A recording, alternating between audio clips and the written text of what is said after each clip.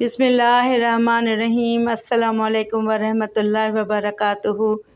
Doctor راشدہ کاظمی جو کہ Pakistan military کی میڈیکل کور میں میجر کی پوسٹ پر ہیں، وہ بتاتی ہیں کہ ایک بار ان کے پاس ایک فوجی افسر کو لایا گیا جو عہدے کے لحاظ سے کرنل تھے، مگر انہوں نے اپنے آپ کو باقی بیچ کی نسبت بہت زیادہ سنبھال کر رکھا ہوا تھا۔ ان کی ٹانگ میں گولی لگی تھی جس کی وجہ سے ٹانگ ضائع ہو چکی تھی۔ ان کو بے ہوش کر کے آپریشن کے ذریعے ان کی ٹانگ کاٹ دی گئی۔ آپریشن کافی لمبا ہو گیا تھا۔ ان کو ظہر سے پہلے آپریشن تھیٹر لایا گیا تھا اور عشاء کی اذان ہو رہی تھی جب ان کو فارغ کر کے ICU منتقل کر دیا گیا تھا۔ صبح تک وہ بے ہوش رہے تھے۔ فجر کی اذان سے کچھ دیر قبل ان کو ہوش آیا تھا۔ ان کو اسپیشل کمرہ دیا گیا تھا۔ انہوں نے ہوش میں آتے ہی سب سے پہلے وقت پوچھا تھا تو ان کو بتایا گیا کہ فجر کا وقت ہے، جس پر انہوں نے فوراً وضو کی خواہش کا اظہار فرمایا تھا۔ ان کو بتایا گیا کہ وہ اس وقت ایسی حالت میں نہیں ہیں کہ وضو کر سکے تو کرنل محمد حیات صاحب پریشان ہو گئے۔ ان کی بیوی نے میری مدد سے ان کے بستر پر پلاسٹک شیٹ ڈالی۔ اس کے بعد مجھے باہر بھیج دیا گیا۔ تھوڑی دیر بعد ایک نوجوان جو کہ کرنل صاحب کا بیٹا تھا کمرے کی طرف آیا، مجھے سلام کر کے اندر داخل ہو گیا۔ کچھ ہی دیر میں مجھے بھی اندر بلایا گیا۔ تب تک فجر کی اذان ہو چکی تھی۔ میں اندر داخل ہوئی تو بستر سے پلاسٹک شیٹ اتار کر سائڈ پر رکھ دی گئی تھی۔ کرنل صاحب سکون سے لیٹ کر نماز ادا کر رہے تھے اور ان کی بیوی اور بیٹا باوضو کھڑے تھے تاکہ پہلے کرنل صاحب نماز مکمل کر لیں، بعد میں باری باری وہ دونوں ماں بیٹا نماز پڑھ لیں گے۔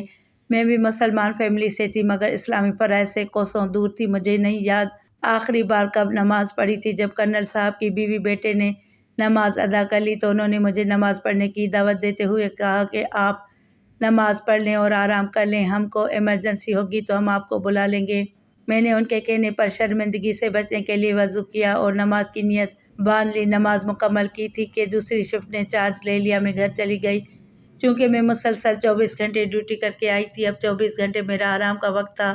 جب اس سے اگلے میں ڈیوٹی پر گئی تو کرنل صاحب کافی بہتر محسوس کر رہے تھے۔ ان کا بیٹا جا چکا تھا، بیٹی اور داماد ان کے پاس تھے جن کو جانے کے لیے وہ بار بار کہہ رہے تھے۔ اسی دوران ان کی بیوی بھی آرام کر کے دوبارہ آ پہنچی تھی۔ کرنل صاحب محمد حیات صاحب کی بیوی نے آ کر اپنی بیٹی اور داماد کو رخصت کر دیا تھا، خود شوہر کی خدمت پر مامور تھیں۔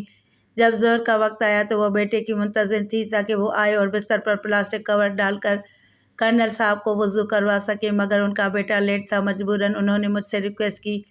میری مدد سے کرنل صاحب کے نیچے پلاسٹک شیٹ ڈال کر مجھے کمرے سے باہر بھیجا، ان کو وضو کروایا اور پھر کرنل صاحب نے نماز ادا کی۔ جب کرنل صاحب نماز ادا کر چکے تو میں بھی اندر آ گئی اور ان کی مسز کو ہسپتال میں بنی نماز کے لیے مخصوص جگہ پر لے گئی اور کہا کہ آپ تسلی سے نماز پڑھ لیں، میں کرنل صاحب کا خیال رکھ لوں گی۔ ان کو چھوڑ کر کرنل صاحب کے پاس پہنچی جن کے ہونٹ اللہ تعالیٰ کے ذکر میں ہل رہے تھے۔ میں نے ان سے پوچھا کہ آپ اتنی تکلیف میں تھے پھر بھی آپ نے نماز نہیں چھوڑی، اس کی کیا وجہ ہے؟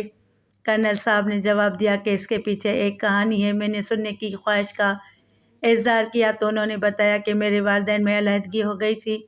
میں نے والد صاحب کے پاس پرورش پائی تھی۔ میں بالغ ہونے تک ماں سے نہیں ملا تھا بلکہ مجھے یہی بتایا گیا تھا کہ تمہاری ماں مر چکی ہے۔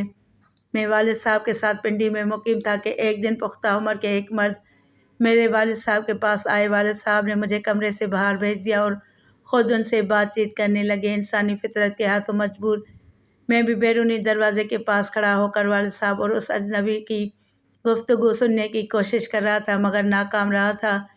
مجھے محض ایک فقرہ سنائی دیا تھا جب میرے والد صاحب نے دھاڑ کر کہا تھا کہ دفع ہو جاؤ میرے گھر سے ورنہ یہیں مارے جاؤ گے اور تمہارا کوئی والی وارث بھی نہیں بنے گا۔ پھر دروازہ کھلا اور وہ اجنبی شخص باہر نکل گیا۔ میں اس سے پہلے گلی میں پہنچ گیا تاکہ اس سے ملاقات کر سکوں۔ گلی میں جب میری اس شخص سے ملاقات ہوئی تو اس نے مجھے کسی اپنے کی طرح گلے لگایا، چوما اور کہا میں تمہارا ماموں ہوں، تمہاری ماں کا آخری وقت ہے، وہ بس ایک بار تم سے ملنا چاہتی ہے، اگر ہو سکے تو آ جانا۔ ساتھ ہی مجھے ایک کاغذ کا ٹکڑا پکڑایا جس پر ایڈریس درج تھا اور خود چل دیے۔ میرے ماموں چلے گئے مگر میں صدمے، حیرانگی، پریشانی اور تکلیف کی وجہ سے ان کو آواز بھی نہیں دے پایا تھا۔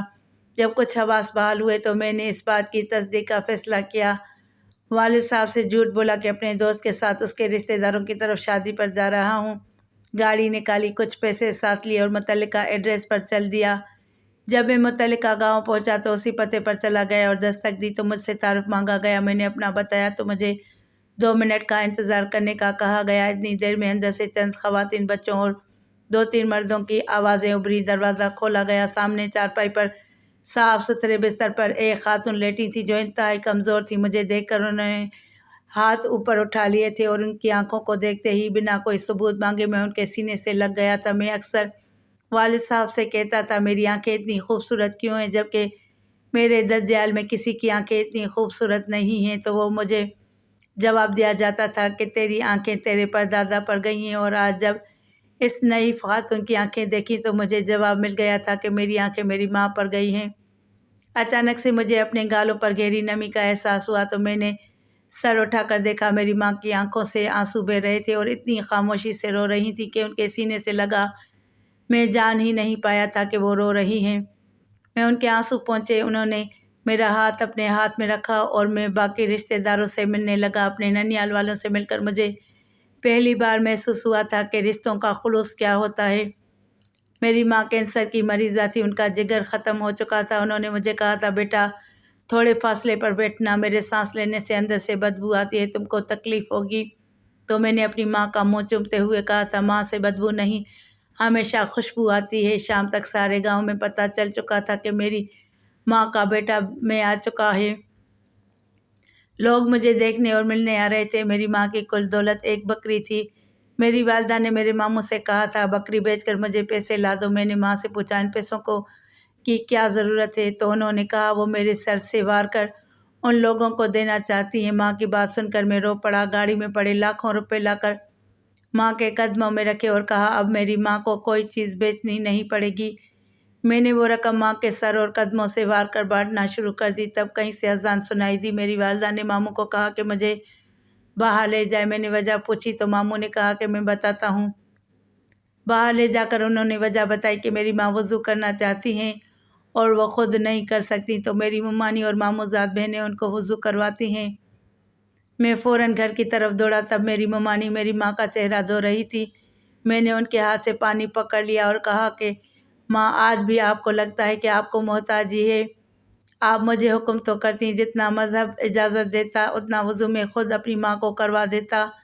میری ماں نے جواب دیا کہ میں نے سوچا پتہ نہیں تو کتنی صاف ستھری جگہ پر پلا ہوگا، تجھے یہ دیکھ کر بھی برا نہ لگ جائے کہ میری ماں اس طرح سے وضو کرتی ہے، اس لیے تجھے باہر بھیج دیا۔ ماں کی بات سن کر میں رو پڑا اور کہا کہ میں واقعی ہی بہت صاف ستھری اور نفیس جگہ پر رہا ہوں، مگر وہ جگہ تمہارے دل اور نیت سے صاف نہیں تھے۔ ساتھ ہی رونے لگ پڑا۔ میری وضو ماں نے مجھے گلے لگا لیا، مجھے نہ صرف چومنے لگی بلکہ میرے آنسو پینے لگی اور کہنے لگی بیٹا اسی بات کا افسوس ہے کہ تو میرے دل اور دماغ میں رہا مگر کبھی میری زندگی میں میری گود میں نہیں رہا۔ میں نے اپنے سہارے پر بٹھا کر اپنی والدہ کو نماز پڑھائی اور جب وہ نماز پڑھ چکیں تو میں نے ان سے پوچھا کہ آپ اتنی تکلیف میں ہیں اور پھر بھی نماز پڑھتی ہیں، آپ چھوڑ دیا کریں، جب صحت یاب ہو جائیں تو پڑھ لینا۔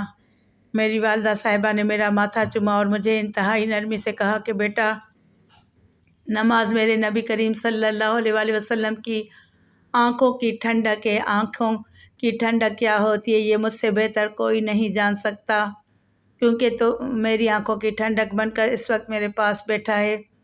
تیرے بغیر میں کتنی تکلیف میں تھی یہ میں ہی جانتی ہوں یا میرا خدا جانتا ہے۔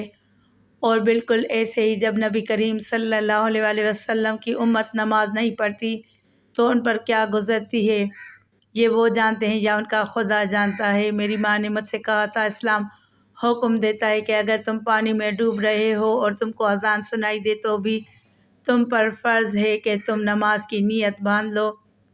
میں تو محض بیمار ہوں بیٹا، تو میری آنکھوں کی ٹھنڈک ہے اور تو نماز پڑھے گا تو مجھے نہ صرف اس دنیا میں تیری طرف سے ٹھنڈک پہنچے گی بلکہ قبر میں بھی تیرے اعمال کی وجہ سے مجھے اجر و ثواب پہنچے گا۔ نماز پڑھنے کے لیے کسی جزا سزا کی وجہ کا ہونا ضروری نہیں ہے، بس نماز پڑھنے کے لیے 2 وجوہات ہی کافی ہیں کہ نماز اللہ تعالیٰ کی طرف سے نبی کریم صلی اللہ علیہ وآلہ وسلم اور ان کی امت کے لیے تحفہ ہے، اور نماز میرے پیارے نبی کریم صلی اللہ علیہ وآلہ وسلم کی آنکھوں کی ٹھنڈک ہے۔ اگر ہو سکا تو کبھی نماز نہ چھوڑنا۔ میں نے نماز قائم کرنے کا وعدہ کر لیا اور ماں کو لٹا کر نماز پڑھی۔ شام کو میری والدہ صاحبہ نے میرے لیے سبزی خود کاٹنے کی کوشش کی مگر کمزوری کی وجہ سے نہ کر سکیں، تو انہوں نے میری ماموزاد کو پاس بٹھایا اور ان کو بتایا کہ کس طرح سبزی کی ہانڈی بنا لائیں۔ میری والدہ صاحبہ کی پسند پر بنی ہانڈی آ گئی۔ بہت محنت و کوشش کے بعد میری والدہ صاحبہ نے نوالا توڑ کر میرے منہ میں ڈالا اور یقین کریں میں اتنا لذیذ کھانا پہلے کبھی نہیں کھایا تھا۔ غالباً یہ میری ماں کے ہاتھ کا ذائقہ تھا۔ عشاء کے بعد دیر تک میری ماں مجھ سے باتیں کرتی رہی، پھر میرے ماموزاد کے ذریعے سونے کا ایک لاکٹ مجھے دیا اور کہا یہ تیری پڑھائی کے لیے سنبھال کر رکھا ہوا تھا مگر تجھ پر نہیں لگا سکی۔ میں نے والدہ صاحبہ کے ہاتھ سے ہار پکڑ لیا اور ان کے ماضی کے متعلق کوئی سوال نہ کیا، وہ یہاں کیسے پہنچی؟ میں ایسا سوال کر کے ان کے چہرے پر چھائی خوشی کو غم میں نہیں بدل سکتا تھا۔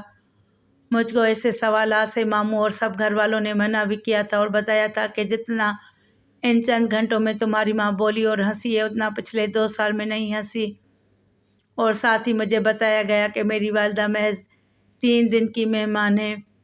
تو میری ساری ہنسی سمٹ گئی۔ میں نے زیادہ سے زیادہ وقت ماں کے قریب گزارا۔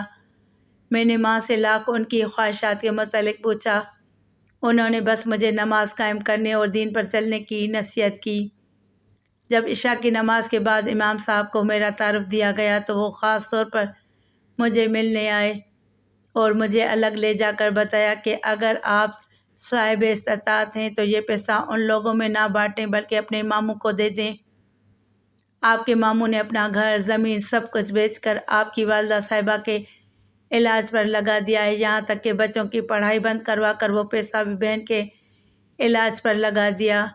تمہارے ماموں کے اونچا بولنے کی آواز زندگی میں ایک بار گاؤں والوں نے سنی، اور وہ بھی تب جب تمہاری والدہ کی طبیعت خراب تھی اور وہ تمہاری ممانی کو آوازیں دے رہی تھیں مگر تمہاری ممانی کو سنائی نہیں دی۔ تمہارے والد صاحب داخل ہوئے تو انہوں نے بیٹیوں اور بیوی کو ڈانٹ کر کہا کہ میری بہن کو آواز کیوں دینا پڑی، تم میں سے ہر ایک ان کے پاس کیوں نہیں بیٹھی رہتی؟ میں نے امام مسجد صاحب سے کہا کہ مجھے اس کے علاوہ بھی بتائیں کہ میری ماں یا ماموں نے کسی کا کوئی قرض دینا ہے، جس پر امام صاحب نے جواب دیا کہ مجھے اس کا کوئی علم نہیں۔ اس کے ساتھ امام صاحب شکریہ ادا کر کے اٹھ گئے۔ میری ماں نے رات کو مجھے اپنے پاس سلانے سے منع کیا اور کہا کہ میں تکلیف کی وجہ سے کراتی ہوں تو تمہاری نیند خراب ہو جائے گی، مگر میں نے کہا ماں جی آج رات کو میں نے سونا ہی کب ہے، آج ساری رات آپ کے چہرے کو دیکھ دیکھ کر حج کرنا ہے۔ میری ماں نے مجھے محبت سے اپنے سینے لگایا، مجھے چوما اور اپنے پاس ہی لٹایا۔ میں تھوڑی دیر بعد اٹھ کر بیٹھا اور ماں کی ٹانگیں دبانے لگا۔ مجھے میری والدہ صاحبہ نے آخری الفاظ جو کہے وہ یہ تھے کہ نماز قائم رکھنا، دین پر چلنا، اور اگر اپنے باپ جیسی خصلتوں کے مالک نہ ہوئے تو اپنے ماموں اور ان کی بیٹیوں کا خیال و لحاظ کرنا، اپنے باپ کا ماضی جاننے کی کوشش نہ کرنا، نہ کبھی اپنے باپ سے نفرت کرنا۔ اس کے ساتھ ہی میری والدہ نے میرا ہاتھ پکڑ کر اپنے سینے پر رکھا اور اللہ تعالیٰ کا ذکر کرنے لگی۔ وہ ذکر کرتے کرتے نہ جانے کب سو گئیں۔ رات 12 بجے کے بعد ماموں آئے تاکہ میری والدہ صاحبہ کی خبر گیری کر سکیں۔ جو ہی ان کی نظر میری والدہ پر پڑی تو وہ دوڑے، مجھ سے پوچھا تم کو پتہ چل رہا تمہاری ماں کی سانسیں نہیں چل رہی ہیں؟ میں جو ماں کے قدموں کو دبا رہا تھا میرے ہاتھ رک گئے تھے۔ گاڑی میرے پاس ہی، میں نے ماں کو ہسپتال پہنچایا جہاں انہوں نے 1.5-2 گھنٹے پہلے کی موت ڈکلیئر کر دی۔ صبح سحری کے وقت والدہ صاحبہ کو لے کر گھر پہنچے۔ مجھے لگا کہ فجر کی اذان ہونے والی ہے تو میں نے وضو بنانا شروع کر دیا۔ اسی دوران میرے ماموں کی سرگوشی بھری آواز میرے کانوں میں پڑی۔ وہ میری ممانی کو کہیں سے پیسوں کا انتظام کرنے کا کہہ رہے تھے تاکہ کفن کا انتظام کر سکیں، جبکہ میری ممانی ان کو جواب دے رہی تھی کہ ان کے بھائی اور باقی گاؤں والے جس کے پاس بھی جائیں وہ کہتے ہیں تم کو ادھار پیسے دے دیں تو تم لوگ واپس کیسے کرو گے؟ گھر بار بیچ کر تو علاج پر لگا چکے ہو۔ میرے ماموں خاموش ہو کر گھر سے باہر نکل گئے، میں بھی ان کے پیچھے نکل گیا۔ وہ گاؤں کے کافی بڑے چودھری کے پاس گئے۔ چودھری کی بجائے ان کا منشی آیا جس سے انہوں نے رقم کا تقاضا کیا۔ منشی میرے ماموں کا پیغام لے کر واپس چودھری کے پاس گیا تو چودھری نے جواب میں کہہ بھیجا گھر باہر بیچ کر بہن کے علاج پر لگا دیا ہے، بیٹیاں بیچ کر کفن دفن پر لگا دو۔ اتنے سخت الفاظ سننے کے باوجود میرے ماموں بنا کوئی رد عمل دیے گھر کی طرف چلے آئے۔ راستے میں اذان ہوئی تو وہ مسجد کی طرف مڑ گئے۔ میں بھی ان کے پیچھے مسجد میں پہنچا اور ان کو کہا کہ اپنی ماں کے کفن دفن کا انتظام میں خود کروں گا۔ میری بات سن کر انہوں نے منع کیا اور کہا بہن کے کفن دفن کا انتظام بھائیوں کی ذمہ داری ہوتی ہے، میں کر لوں گا۔ ساتھ ہی ماموں رو پڑے اور ان کو دیکھ کر میں بھی رو پڑا۔ انہوں نے اپنی بہن کو سسک سسک کر مرتے دیکھا تھا اور میں نے برسوں ماں کی جدائی سہی، اب برسوں اور سہنی، پتہ نہیں قبر میں بھی ملاقات ہوتی ہے یا نہیں ہوتی۔ اسی دوران باقی نمازیوں نے آ کر ہم کو حوصلہ دیا۔ سب لوگ نماز پڑھنے کے بعد ہمارے ساتھ ہمارے گھر ہی آ گئے تاکہ ہمارے دکھ میں شامل ہو سکے۔ میں نے اپنے پاس موجود ساری رقم ماموں کے حوالے کر دی اور والدہ صاحبہ کے کفن دفن سے فارغ ہو کر راتوں رات راولپنڈی آیا، یہاں سے مزید پیسے لیے صبح سے پہلے اپنی ماں کی قبر پر پہنچا، کیونکہ مجھے مولوی صاحب نے حکم دیا تھا کہ کچھ دن صبح فجر کی نماز سے لے کر سورج نکلنے تک اور عصر کی نماز کے بعد سورج غروب ہونے تک کا وقت اپنی ماں کی قبر پر گزارنا، لہٰذا سورج نکلنے کے بعد میں ماموں کے گھر پہنچا۔ میں نے مولوی صاحب کے ذریعے سب سے پہلے اس شخص کا کھوج لگایا جس نے میرے ماموں سے گھر خرید رکھا تھا، اس کو اس کی رقم دی اور کہا کہ اب وہ گھر کا تقاضا نہ کرے، باقی کی رقم سے دیگر اخراجات کے ساتھ ساتھ والدہ صاحبہ کے ایصال ثواب کے لیے کچھ فلاحی کام کروائے، جن میں گاؤں کا سب سے بڑا مسئلہ نکاسی آب کا تھا۔ سیوریج کے پانی کے لیے کوئی زمین نہ تھی۔ میں نے اسی چودھری صاحب جنہوں نے میری ماں کے کفن کے لیے میرے ماموں کو ادھار دینے سے انکار کیا تھا، اس سے دگنی قیمت پر 10 مرلہ زمین خریدی، اس میں سارے گاؤں کا سیوریج کا پانی ڈالا، مزدور لگا کر پورے گاؤں کی گلیاں ٹھیک کروائیں۔ مسجد کی چھت کے متعلق بتایا گیا، وہ بارش میں ٹپکتی ہے۔ میں نے مسجد کی چھت پکی کروا دی۔ 10 دن رہنے کے بعد میں واپس آیا تو چاہ کر بھی والد صاحب سے پہلے جیسا رویہ نہ رکھ پایا، مگر والدہ صاحبہ کے حکم پر میں نے والد صاحب سے ماضی جاننے کی بالکل بھی کوشش نہ کی اور نہ کبھی اپنی نماز چھوڑی۔ والد صاحب کی ناراضگی مول لیتے ہوئے اپنے ماموں زاد سے شادی کر لی اور اس اللہ کی بندی نے ثابت کر دیا کہ میری ماں کی نسل میں کتنی وفا تھی۔ میری والدہ صاحبہ گزر چکی ہیں، میں کامیابی کے عروج پر پہنچ چکا ہوں، بہت کچھ بدل چکا ہے۔ میری والدہ صاحبہ کی خاطر میرے ماموں جان نے جو کچھ لگایا اس سے کہیں زیادہ ان کو لوٹا چکا ہوں، مگر آج بھی ان کا احسان مند اور شکر گزار ہوں کہ میری والدہ صاحبہ کی خدمت انہوں نے غلاموں سے بڑھ کر کی۔ میری والدہ صاحبہ فوت ہو گئیں، مگر میں نے ماموں، ممانی اور والد صاحب کو 3 حج کروائے۔ میں نے خود اپنی بیگم کے ساتھ حج کیا ہے اور والدہ صاحبہ کی وفات کے بعد کبھی نماز نہیں چھوڑی، اس لیے نہیں کہ یہ میری والدہ کی آخری نصیحت تھی، بلکہ اس لیے کہ نماز میرے نبی کریم صلی اللہ علیہ وآلہ وسلم کی آنکھوں کی ٹھنڈک ہے۔ اگر میری کوئی نماز قضا ہو جاتی ہے تو میں فوراً ہی اگلی نماز کے ساتھ اسے ادا کر لیتا ہوں۔ کرنل محمد حیات صاحب کی داستان مکمل ہو گئی۔ میں ان کے والد صاحب، ماموں، ممانی میں سے کسی کا انجام نہ پوچھ سکی، مگر ان کی اس داستان کے بعد میں نے بھی کبھی نماز نہیں چھوڑی، کیونکہ مجھے بھی سمجھ آ گئی ہے کہ نماز میرے نبی کریم صلی اللہ علیہ وآلہ وسلم کی آنکھوں کی ٹھنڈک ہے۔ مزید ویڈیوز کے لیے میرے چینل کو سبسکرائب کریں اور گھنٹی کے نشان کو دبائیں۔